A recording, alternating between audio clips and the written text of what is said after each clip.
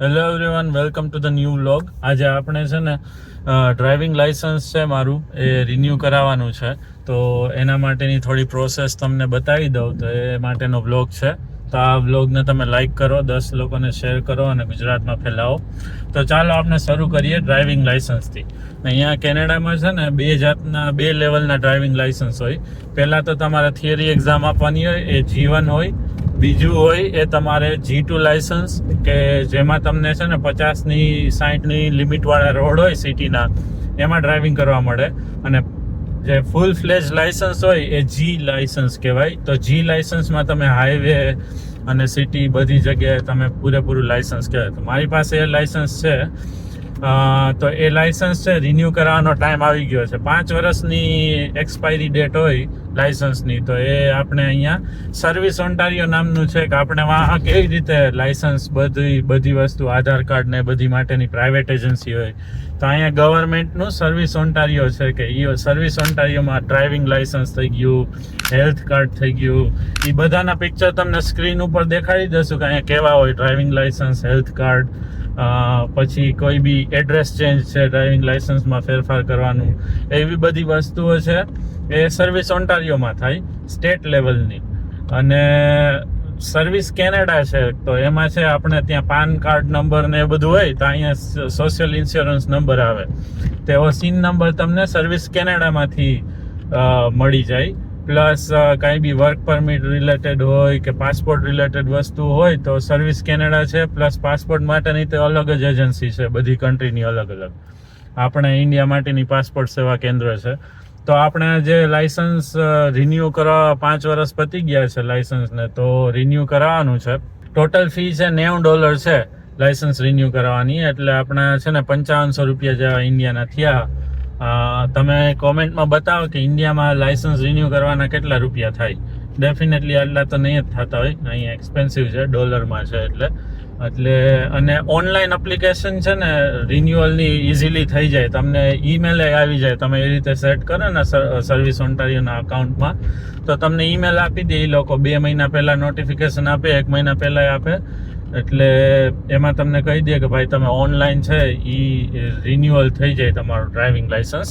મારા કેસમાં છે ને મારે જવું પડે એમ છે સર્વિસ ઓન્ટારિયોમાં ઇન પર્સન, કારણ કે એમાં એ લોકો બધી વસ્તુ રેકોર્ડ કરે, કે ચશ્મા પહેરેલાની કન્ડિશન છે, કે આંખ કે હેલ્થ કન્ડિશન છે, કાંઈ બી ચેન્જ થાય ને તો તમારે ઇન પર્સન જવું પડે. તો મારે પહેલાં ચશ્મા હતા જ્યારે મેં લાઇસન્સ કઢાવ્યું ત્યારે, હવે મારે ચશ્મા વયા ગયા લેસિક કરાવ્યા પછી. તો એના માટે મારી કન્ડિશન ચેન્જ થઈ ગઈ છે. તો એના માટે મારે ઇન પર્સન જઈને છે ને રિન્યૂ કરાવવું પડશે. એના ટોટલ $5500 છે.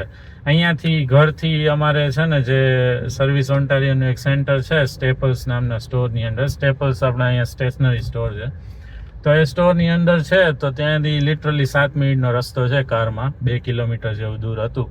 તો હવે પહોંચવા આવ્યા છીએ, તો આપણે તમને બતાવશું સર્વિસ ઓન્ટારિયો કેવું હોય અહીંનું સેન્ટર. સર્વિસ ઓન્ટારિયોમાં તમારે બીજું બર્થ સર્ટિફિકેટ છે કે કોઈ ઘરમાં નવું જન્મવું હોય તો એનું તમારે અહીંયા રજીસ્ટ્રેશન કરાવવું પડે. અને પછી ગાડીની નંબર પ્લેટ તમે ચેન્જ કરો તો એનું રજીસ્ટ્રેશન કરાવવું પડે. મેરેજ સર્ટિફિકેટ, એ બધી સર્વિસ પણ સર્વિસ ઓન્ટારિયોમાંથી થઈ જતી હોય છે.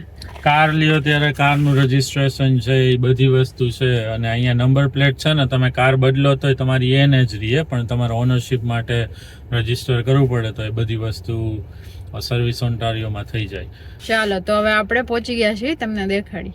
જો આપણે કાર કેવી છે, ફરારી અહીંયા સ્પોર્ટ્સ કાર જબરજસ્ત દેખાય છે. પાછળ ટર્બો દેખાય છે આખો એનો એન્જિન. જો ભાઈ ફરારી છે અહીંયા. ફરારી નહીં, આવવું પડે સર્વિસ ઓન્ટારિયોમાં.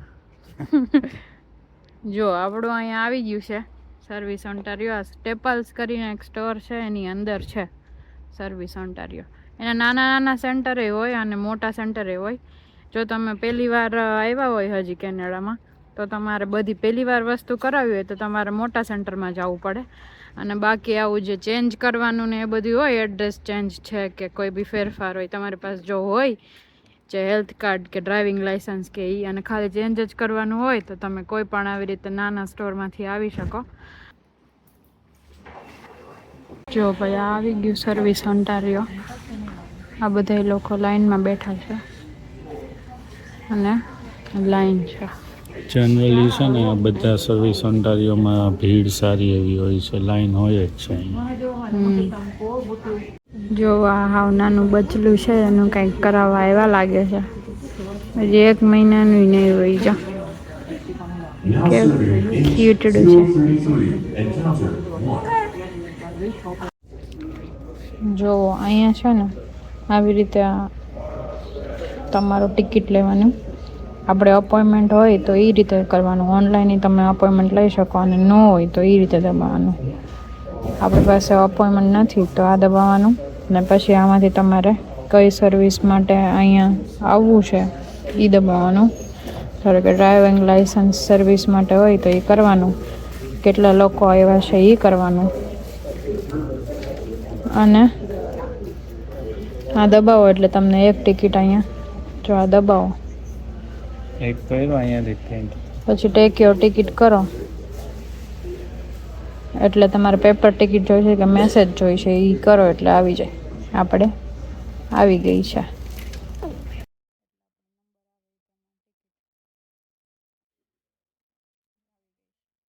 જો આપણી ટિકિટ આવી ગઈ છે. D045 નંબર છે. એ જ્યાં પેલું ટીવી છે ને એમાં શો થશે અને બોલશે પણ ખરા ત્યારે આપણે વારો આવશે. અને જો આ સર્વિસ ઓન્ટારિયોમાં આપણો વારો આવી જાય એટલે 3 ડેસ્ક છે. આજ આ નાનું છે એટલે અહીંયા 3 ડેસ્ક જ છે. બાકી જે મોટું સર્વિસ હોય જે મોટું સ્ટેશન હોય અહીંયા 15-20 જેટલા હોય. અહીંયા જે બી તમારું કામ હોય એ થઈ જાય. આ આંખ ચેક કરવાનું છે. આ જે દેખાય છે ડ્રાઇવિંગ લાઇસન્સ માટે આ લોકો અહીંયા આપણી આંખ ચેક કરતા હોય છે. અને આ બાજુ જે બોર્ડ દેખાય છે ફોટા પાડવાનું છે. તો મિત્રો આપણે એક અપડેટ મળી ગયું છે કે 1 વાગ્યા પછી જે લોકોએ કિયોસ્કમાંથી ટિકિટ પ્રિન્ટ કરેલી છે તો અહીંયા એટલી બધી ભીડ છે અને 3 જ ડેસ્ક છે કે પ્રોસેસિંગ માટે. તો એટલો બધો ટાઈમ લાગતો હતો કે આ લોકોએ કહી દીધું કે જે લોકોએ 1 વાગ્યા પછી ટિકિટ પ્રિન્ટ કરેલી છે ને એ લોકો રાહ જોવામાં તમારો ખોટો ટાઈમ બગડે છે અને વારો નહીં આવે. તો પહેલેથી અપોઇન્ટમેન્ટ લઈને આવવાનું અથવા તો જે પ્રોપર મેઇન જે સર્વિસ ઓન્ટારિયોનું જે હોય ને સ્ટેશન ત્યાં જઈને તમે છે ને જ્યાં મોટું આખું વધારે લોકોને ઇન્ટેક હોય ત્યાં જઈને તમે કરાવી લ્યો. કારણ કે અહીંયા છે ઓનલી 3 જ ડેસ્ક છે અને વારો નહીં આવે. તો આના માટે વાંધો નહીં, આપણે આજે વારો આવ્યો નહીં બટ તમને ઇન્ફોર્મેશન મળી ગઈ કે અહીંયા પ્રોસેસ કેવી રીતે છે ને આ જ રીતે સર્વિસ ઓન્ટારિયોનું કામ ચાલે છે. તો તમારો ખૂબ ખૂબ આભાર આ વિડીયો જોવા માટે. અને તમે લાઈક કરો અને 10 લોકોને શેર કરો અને આ ચેનલને તમે સબસ્ક્રાઈબ કરો. તમારો ખૂબ ખૂબ આભાર. મળીએ નેક્સ્ટ બ્લોગમાં.